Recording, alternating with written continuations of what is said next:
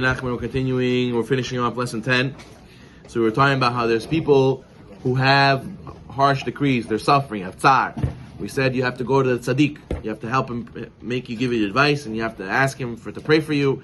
And therefore, you're going to undo this decree, and you're going to show the greatness of Hashem, how Hashem answered you, and Hashem saved you, and it's going to bring a lot of people back to Hashem. Well, what happens is that a lot of people have ga'ava. They have the haughtiness. We said the bodigi, and therefore they feel like, Rabbi, why should I go to the rabbi? Who is this rabbi? I'm the same as the rabbi. I do mitzvot, he does mitzvot. Why should I go to him? So therefore, they withhold themselves from going to the rabbi, the tzaddik amur, and the tzaddik doesn't pray for him, and then they continue to get stuck in their tsar, and they don't have the ability to go and show the greatness of Hashem by this, that he came out of his decree. So therefore, he says that the person has to make sure that he does not fall into that category of the people who have ga'ava. So he says that he says the main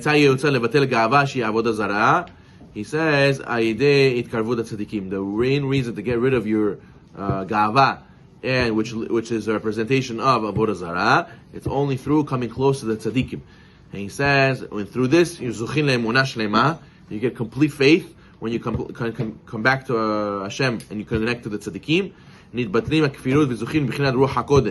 And he says you nullify all the heresy in your mind, and you're able to come to the point of Ruach HaKodesh. To the point when you're by the Rebbe, you can get to the point of such joy, such happiness. And then, what do? By the Chassidim, when they go to the Rebbe, they learn Torah and they're all excited, they're so happy, and they start dancing and clapping. And what do? Rabbi Nachman, when we started off the lesson, how we start off the lesson? We said that clapping and dancing removes all evil decrees, right? So he's explaining how does that work. He says a person, usually he has his hands and his feet that correspond to Malchut, correspond to the faith.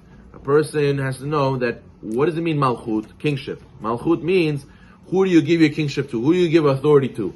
So your feet and your hands are what you do stuff with. So when you show who's your king and who do you follow by, you have to look at what your hands and feet do. Your hands and feet go for Averot, so that means your kingship was given over to Sitra Achra. But if you use your hands and your feet to do mitzvot, it means you gave your Malchut, your kingship to Hashem, to your authority to Hashem. So therefore he says, a lot of times, people are upset, people are sad, people think they can run their life, and they think they don't need Hashem. And then a lot of times they get a rude awakening, and they realize, I can't, I'm suffering, I need help, how do I change? Then they go to the rabbi, and they say, Rabbi, help me. And they come, and there's a lot of students with the rabbi, and the rabbi says amazing different Torah, he picks everybody up, and everybody's so happy with him, and he starts singing and dancing with them. The Hasidim, they sing and dance. It's very important to be happy. Mitzvah Gdolah Yom B'Simcha. So they go and they start clapping and dancing, and he says when you clap and dance, it shows you have real joy. You know how many people go to a wedding, they stand there on the side, they don't want to clap and dance? Or people are clapping, but they don't dance. They're just standing on the side clapping. But we said in Simchat Torah, you have to get involved. So he says, when you come to the point where you're really happy and you really go all out and clap and dance, it shows that you're happy serving Hashem, you're happy, and you're able to go and redeem. You're redeeming your hands and feet that were for Sitra Achra, you're redeeming and using it now to serve Hashem and being happy that you're close to Hashem and close to the rabbis. So he says, when you do this, you remove all the bad decrees that you used to have because of your depression, or because of the haughtiness that you used to think, I don't need Hashem, or I don't need the rabbis. When you finally came to the rabbis and were so happy that you did, and you started clapping and dancing, that shows that you fixed your malchut, you fixed your authority that you used to give to the Sitra Achra, you fixed it and you gave it back to HaKadosh Baruch Hu. And through that, that's what nullifies the decrease. So that's why clapping and dancing, he says in general, nullifies decrees. So therefore he says, through clapping and dancing, mamtikina dinim, you sweeten the judgments, zochin lechokhma, you get wisdom, hayim, arichut yamim, hasagad Torah, nigla nistar. By the Breslovers, every minyan, they clap and dance after the minyan, after they pray. Because this is what the Rebbe said. This is very important to always be with joy. Randomly, they start a song. You know how many people came afterwards? They came to the shul and they came to where they danced, and they danced after the tefillah. People came afterwards and said, I had a horrible day.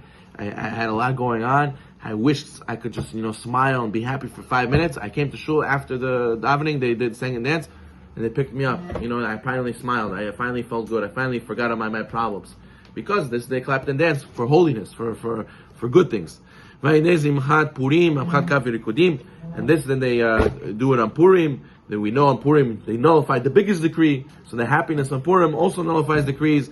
He says, and this through this, machniin klipot aman, klipat amalek, imach shema v'nitel gava. He says, what's called Amalek. He puts doubt in your mind. Amalek, he makes you think, well, you don't need mitzvot, you don't need Hashem. Rabot, all this is nonsense.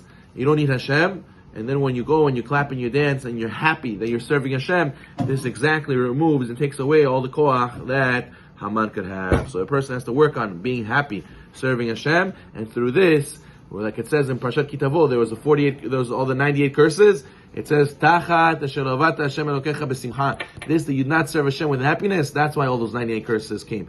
But when you go and serve Hashem through happiness, that's when the 98 curses turn into the 98